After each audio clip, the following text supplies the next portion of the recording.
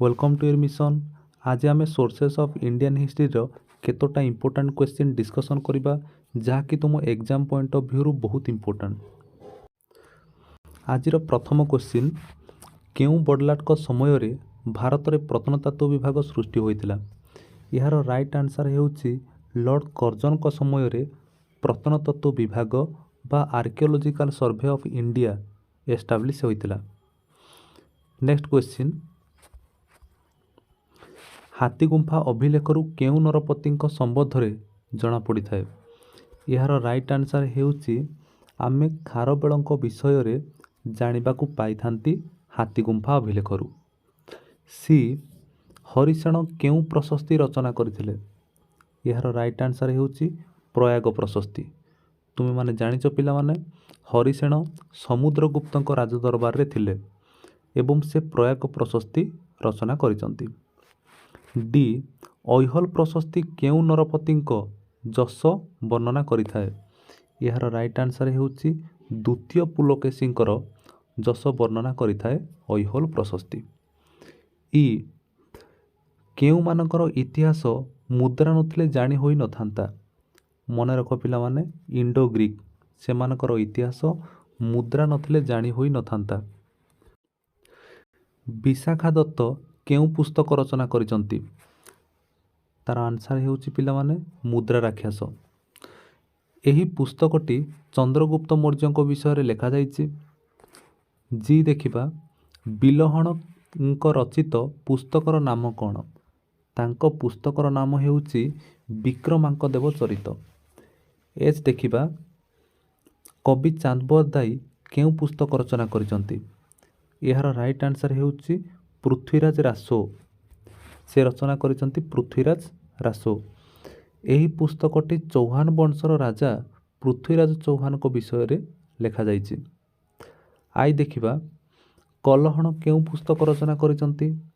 यार right answer हेउची Rajatarangini. एही पुस्तकटी काश्मीर राज्यर इतिहास विषय रे वर्णना करा जाइछि। नेक्स्ट क्वेश्चन, जे संध्याकर नंदी केउं पुस्तक रचना करथिले? मन रख पिला माने संध्याकर नंदी रामचरित नामक पुस्तक रचना करथिले। संध्याकर नंदी पाल वंशर राजा रामपालंकर राजदरबार रे जड़े राजकवि थिले आ से एही पुस्तकटी रचना करिसंती। नेक्स्ट क्वेश्चन देखिबा, पाणिनि केउं पुस्तक रचना करिसंती? यार राइट आंसर हेउची से अष्टाध्यायी नामक एक पुस्तक पाणिनि अष्टाध्यायी नामक एक पुस्तक रचना करिसंती। देन आम देखिबा एल, कौटिल्य केउं पुस्तक रचना करिथिले? तार राइट आंसर हेउची कौटिल्य अर्थशास्त्र नामक एक पुस्तक रचना करिथिले। कौटिल्यंकर अन्य नाम थिला विष्णुगुप्त एवं चाणक्य। एम, पतंजलि केउं पुस्तक रचना करिसंती? मन रख, से महाभाष्य नामक एक पुस्तक रचना करिसंती। एन, आर्यभट्ट केउं पुस्तक रचना करिसंती? मन रख, से आर्यभट्टियम नामक एक पुस्तक रचना करिथिले। ओ, सुश्रुत संहिता किए रचना करिथिले? मन रख, सुश्रुत रचना करिथिले सुश्रुत संहिता।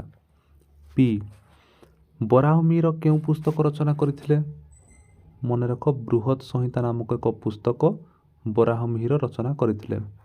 क्यू, पालकप्य केउं पुस्तक रचना करिसंती? यार राइट आंसर हेउची पालकप्य हस्तायुर्वेद नामक एक पुस्तक रचना करिसंती। आर, मेघास्थेनिस केउं पुस्तक रचना करिसंती? मन रख, से इंडिका नामक एक पुस्तक रचना करिसंती। मेघास्थेनिस चंद्रगुप्त मौर्य राजदरबार को आसीथिले एवं से भारत रे किछि समय रहिथिले। एस, इबन बतुता केउं शासकंक राजत्व विषय रे लिखिथिले? मन रख, से मोहम्मद बिन तुगलक विषय रे लिखिसंती। टी, सार टॉमस रो केउं समयर इतिहास लिखिसंती? से मुगल मानक समयर इतिहास विषय रे लिखिसंती। ପିଲାମାନେ ତୁମର ଏମିତି କିଛି କୋଶ୍ଚିନ୍ ଆସିବ ଯାହାର ଉତ୍ତର ତୁମକୁ ଗୋଟିଏ ବାକ୍ୟରେ ଦେବାକୁ ପଡ଼ିବ। ଯେମିତିକି ଏରେ ଲେଖାଯାଇଛି ଭୂଖନନରୁ ଆବିଷ୍କୃତ ବିଭିନ୍ନ ଦ୍ରବ୍ୟର ଅଧ୍ୟୟନକୁ କ'ଣ କୁହାଯାଏ? ମନେ ରଖ ପିଲାମାନେ, ଏହାକୁ ପ୍ରତ୍ନତତ୍ତ୍ୱ କୁହାଯାଏ। ବି, ଅଭିଲେଖର ଅଧ୍ୟୟନକୁ କ'ଣ କୁହାଯାଏ? ମନେ ରଖ ପିଲାମାନେ, ଅଭିଲେଖର ଅଧ୍ୟୟନକୁ ଏପିଗ୍ରାଫି କୁହାଯାଏ। ସି, ମୁଦ୍ରାର ଅଧ୍ୟୟନକୁ କ'ଣ କୁହାଯାଏ? ମନେ ରଖ ପିଲାମାନେ, ମୁଦ୍ରାର ଅଧ୍ୟୟନକୁ ନ୍ୟୁମିସ୍ମେଟିକ୍ସ କୁହାଯାଏ। ଡି, ହାତୀଗୁମ୍ଫା ଅଭିଲେଖ କେଉଁ ସମ୍ରାଟଙ୍କ ସମୟରେ ଖୋଦିତ ହୋଇଥିଲା? ମନେ ରଖ ପିଲାମାନେ, ଏହା ଖାରବେଳଙ୍କ ସମୟରେ ଖୋଦିତ ହୋଇଥିଲା। ଇ, ମୁସଲମାନ ରାଜତ୍ୱର ସମସ୍ତ ଅଭିଲେଖକୁ କିଏ ଅଧ୍ୟୟନ କରି ଏ ଷ୍ଟଡି ଅଫ୍ ମୁସଲିମ ଇନସ୍କ୍ରିପସନ୍ସ ବା ମୁସଲମାନ ଅଭିଲେଖର ଅଧ୍ୟୟନ ନାମକ ପୁସ୍ତକ ରଚନା କରିଛନ୍ତି? ମନେ ରଖ, V.S. ବେନ୍ଦ୍ରେ ରଚନା କରିଛନ୍ତି ଏ ଷ୍ଟଡି ଅଫ୍ ମୁସଲିମ ଇନସ୍କ୍ରିପସନ୍ସ। ଏଫ୍ ଦେଖିବା, ଆହାତ ମୁଦ୍ରା ବା ଛାପାଯୁକ୍ତ ମୁଦ୍ରା କେଉଁ ସମୟରେ ପ୍ରଚଳିତ ହୋଇଥିଲା? ମନେ ରଖ ପିଲାମାନେ, ମୌର୍ଯ୍ୟମାନଙ୍କ ସମୟରେ ଆହାତ ମୁଦ୍ରା ବା ଛାପାଯୁକ୍ତ ମୁଦ୍ରା ପ୍ରଚଳିତ ହୋଇଥିଲା। ଜି, ମୁଦ୍ରା ନଥିଲେ କେଉଁମାନଙ୍କର ଇତିହାସ ଅଜ୍ଞାତ ହୋଇ ରହିଯାଇଥାନ୍ତା? ମନେ ରଖ, ଏଟା ଆମେ ଡିସ୍କସନ୍ କରିଥିଲେ, ଇଣ୍ଡୋ ଗ୍ରୀକ୍ ମାନଙ୍କର ଇତିହାସ ଅଜ୍ଞାତ ହୋଇକି ରହିଯାଇଥାନ୍ତା। ଏଚ୍, ସିଂହ ବଦ୍ଧକାରୀ ମୁଦ୍ରା କିଏ ପ୍ରଚଳନ କରିଥିଲେ? ମନେ ରଖ, ଦ୍ୱିତୀୟ ଚନ୍ଦ୍ରଗୁପ୍ତ ସେ ପ୍ରଚଳନ କରିଥିଲେ ସିଂହ ବଦ୍ଧକାରୀ ମୁଦ୍ରା। ଆଇ, ଭାରତରୁ କେଉଁ ରାଣୀଙ୍କର ସର୍ବାଧିକ ମୁଦ୍ରା ମିଳିଛି? ମନେ ରଖ, ରାଣୀ ଭିକ୍ଟୋରିଆଙ୍କର ସର୍ବାଧିକ ମୁଦ୍ରା ଭାରତରୁ ହିଁ ମିଳୁଛି। ଯେ, ଦ୍ୱାରିକାର ଇତିହାସ ସମ୍ପର୍କରେ କେଉଁ ଉପାଦାନ ଆଲୋକପାତ କରିଥାଏ? ମନେ ରଖ ପିଲାମାନେ, ସାମୁଦ୍ରିକ ଉପାଦାନରୁ ଆମେ ଦ୍ୱାରିକାର ଇତିହାସ ବିଷୟରେ ଜାଣିବାକୁ ପାଇଥାନ୍ତି। କେ, କାହାର ବିଶ୍ଳେଷଣ ଫଳରେ ଅତୀତର ମାନବ ମଣିଷମାନଙ୍କର ଖାଦ୍ୟ ପଦାର୍ଥ ସମ୍ପର୍କରେ ଜାଣି ହୋଇଥାଏ? ତାର ରାଇଟ୍ ଆନ୍ସର୍ ହେଉଛି ପରାଗ ବିଶ୍ଳେଷଣ ଫଳରେ ଆମେ ଅତୀତର ସେ ଯେଉଁ ମନୁଷ୍ୟମାନଙ୍କର ଖାଦ୍ୟ ପଦାର୍ଥ ବିଷୟରେ ଜାଣିବାକୁ ପାଇଥାନ୍ତି। ଏଲ୍, କେଉଁ ସମୟରେ ପ୍ରଥମେ ପ୍ରସ୍ତର ବା ପଥର କଳା ଓ ସ୍ଥାପତ୍ୟ କ୍ଷେତ୍ରରେ ବ୍ୟବହୃତ ହୋଇଥିଲା? ମନେ ରଖ ପିଲାମାନେ, ମୌର୍ଯ୍ୟମାନଙ୍କ ସମୟରେ ପ୍ରଥମେ ପଥରର କାରୁକାର୍ଯ୍ୟ ଆମେ ଦେଖିବାକୁ ପାଇବା, ତା ପୂର୍ବରୁ ଆମେ ଦେଖିବାକୁ ପାଇବା ନାହିଁ। ଏମ୍ ଦେଖ ପିଲାମାନେ, ପୁରାଣର କେଉଁ ଅଂଶ ଇତିହାସ ଲେଖନରେ ସହାୟକ ହୋଇଥାଏ? ମନେ ରଖ, ବଂଶାନୁଚରିତ, ଯାହାକି ଇତିହାସ ଲେଖନ ପାଇଁ ବହୁତ ସାହାଯ୍ୟ କରିଥାଏ। ଏନ୍, କଳ୍ପସୂତ୍ର କେଉଁମାନଙ୍କର ଧର୍ମଗ୍ରନ୍ଥ? ମନେ ରଖ, କଳ୍ପସୂତ୍ର ହେଉଛି ଜୈନମାନଙ୍କର ଧର୍ମଗ୍ରନ୍ଥ। ଓ, ତ୍ରିପିଟକ କେଉଁମାନଙ୍କର ଧର୍ମଗ୍ରନ୍ଥ? ମନେ ରଖ, ବହୁତ ଇମ୍ପୋର୍ଟାଣ୍ଟ, ତ୍ରିପିଟକ ହେଉଛି ବୌଦ୍ଧମାନଙ୍କର ଧର୍ମଗ୍ରନ୍ଥ। ପି, ମୁଦ୍ରା ରାକ୍ଷସ କେଉଁ ରାଜାଙ୍କର କୃତି ସମ୍ପର୍କରେ ବର୍ଣ୍ଣନା କରିଥାଏ? ମନେ ରଖ, ମୁଦ୍ରା ରାକ୍ଷସ ଚନ୍ଦ୍ରଗୁପ୍ତ ମୌର୍ଯ୍ୟ ତାଙ୍କର କୃତି ବା ତାଙ୍କର ଯାହା ବି ଆଚିଭମେଣ୍ଟ ଅଛି ସେହି ବିଷୟରେ ବର୍ଣ୍ଣନା କରିଥାଏ। କ୍ୟୁ, ରାଜତରଙ୍ଗିଣୀ ପୁସ୍ତକରେ କେଉଁ ସ୍ଥାନର ରାଜବଂଶର ସମ୍ପର୍କରେ ବର୍ଣ୍ଣିତ ବା କେଉଁ ରାଜ୍ୟର ଇତିହାସ ବିଷୟରେ ଆମେ ଜାଣିବାକୁ ପାଇବା? ମନେ ରଖ, ରାଜତରଙ୍ଗିଣୀ ପୁସ୍ତକରୁ ଆମେ କାଶ୍ମୀର ରାଜ୍ୟର ଇତିହାସ ବିଷୟରେ ଜାଣିବାକୁ ପାଇବା। ଆର୍, ମୃଚ୍ଛକଟିକମ୍ ନାଟକର ସ୍ରଷ୍ଟା କିଏ? ଏହାର ରାଇଟ୍ ଆନ୍ସର୍ ହେଉଛି ଶୂଦ୍ରକ। ଶୂଦ୍ରକ ଲେଖିଛନ୍ତି ମୃଚ୍ଛକଟିକମ୍। ଫୁ କୋ କି କିଏ ଲେଖିଥିଲେ?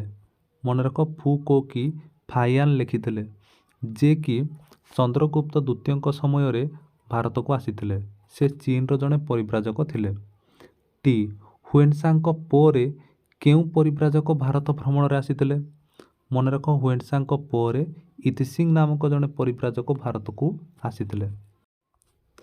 ପିଲାମାନେ, ଆଉ କିଛି କୋଶ୍ଚିନ୍ ଅଛି, ଯେପରିକି ଏରେ ଦେଖ, ପ୍ରୟାଗ ପ୍ରଶସ୍ତି ଡ୍ୟାଶଙ୍କ ଦ୍ୱାରା ରଚିତ ହୋଇଥିଲା? ଏହାର ଆନ୍ସର୍ ହେଉଛି ହରିଶେଣ। ପ୍ରୟାଗ ପ୍ରଶସ୍ତି ହରିଶେଣଙ୍କ ଦ୍ୱାରା ରଚିତ ହୋଇଥିଲା। ବିରେ ଦେଖିବା, ରୁମିନ୍ଦେଇ ଅଭିଲେଖ ଡ୍ୟାଶଙ୍କ ସମ୍ପର୍କରେ ବର୍ଣ୍ଣନା କରିଥାଏ? ମନେ ରଖ, ରୁମିନ୍ଦେଇ ଅଭିଲେଖ ଅଶୋକଙ୍କ ବିଷୟରେ ବର୍ଣ୍ଣନା କରିଥାଏ। ସି ଦେଖିବା, ଡ୍ୟାଶଙ୍କ ସମୟରେ କାଚ ମୁଦ୍ରା ପ୍ରଚଳିତ ହୋଇଥିଲା? ମନେ ରଖ, ସମୁଦ୍ରଗୁପ୍ତଙ୍କ ସମୟରେ କାଚ ମୁଦ୍ରା ପ୍ରଚଳିତ ହୋଇଥିଲା। ଡି ଦେଖିବା ଡ୍ୟାସ୍ଙ୍କ ଇତିହାସ ମୁଦ୍ରା ନଥିଲେ ଜାଣି ହୋଇନଥାନ୍ତା। ମନେ ରଖ ଇଣ୍ଡୋ ଗ୍ରୀକ୍ ମାନଙ୍କର ଇତିହାସ ମୁଦ୍ରା ନଥିଲେ ଜାଣି ହୋଇନଥାନ୍ତା। ଇ ଦେଖିବା ଗୋମତେଶ୍ୱର ବାହୁବଳୀଙ୍କ ମୂର୍ତ୍ତି ଡ୍ୟାସ୍ ଠାରେ ଅଛି। ମନେ ରଖ ଗୋମତେଶ୍ୱର ବାହୁବଳୀଙ୍କର ମୂର୍ତ୍ତି କର୍ଣ୍ଣାଟକର ଶ୍ରବଣ ବେଲଗୋଲା ଠାରେ ଅଛି। ଏଫ୍ ବୌଦ୍ଧ ଧର୍ମର ପ୍ରସିଦ୍ଧ ଧର୍ମଗ୍ରନ୍ଥ ହେଉଛି କ'ଣ? ତ୍ରିପିଟକ। ମନେ ରଖ। ପିଲାମାନେ ଆମେ ନେକ୍ସଟ କ୍ଲାସ୍ରେ ଏହାର ଯେତିକି ବି 2 ନମ୍ବରିଆ ଏବଂ 3 ନମ୍ବରିଆ କୋଶ୍ଚିନ୍ ଅଛି ତାକୁ ଆମେ ପଢ଼ିବା। Okay, thank you.